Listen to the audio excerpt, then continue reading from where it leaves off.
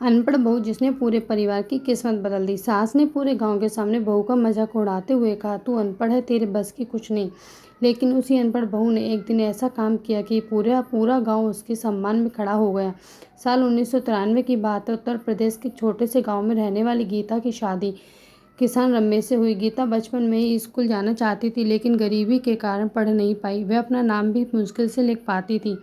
शादी के बाद उसने पूरे मन से ससुराल को अपना लिया था। सुबह 4 बजे उठना, कुएं से पानी भरना, चूल्हे पर खाना बनाना, खेत में काम करना, पशुओं को चारा डालना, वह बिना रुके काम करती थी। लेकिन उसकी सास लक्ष्मी देवी हर दिन ताना देती, अनपढ़ अनपढ़ बहू, तुझे तो कुछ नहीं आता, हमारे घर की इज्जत मिट्टी में मिला दी। जब भी रिश्तेदार आते, सास जानबूझकर गीता से कागज पढ़ने को कहती। गीता चुपचाप सिर झुका लेती और सब लोग हंसने लगते। एक दिन गांव में तेज बारिश हुई, नदी का पानी बढ़ गया और खेतों में बाढ़ आ गई। रमेश और उसके पिता खेत में फंस गए। गांव के लोग डर गए, कोई आगे जाने की हिम्मत नहीं कर रहा था। गीता को याद आया कि बचपन में उसके पिता ने उसे सिखाया था कि बाढ़ के समय ऊंचे रास्ते से कैसे पहुंचना चाहिए। उसने बिना देर किए मोटी रस्सी उठाई और कुछ गांव वालों के साथ लेकर खेत की ओर दौड़ पड़ी। बहुत मुश्किल से उसने रमेश और अपने ससुराल की जान बचा ली। पूरा गांव गीता की बहादुरी देखकर दंग रह गया।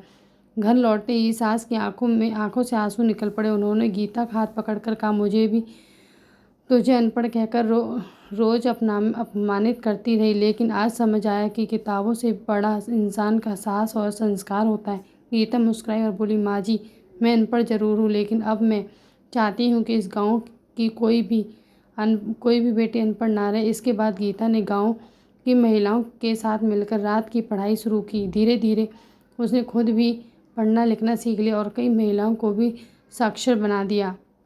उस दिन पूरे गांव ने सीखा, अनपढ़ होना कमजोरी नहीं, सीखने की इच्छा छोड़ देना सबसे बड़ी कमजोरी है। अगर वीडियो अच्छी लगे तो लाइक करें, शेयर करें, सब्सक्राइब करें। जब तक खुश रहिए, स्वस्थ रहिए।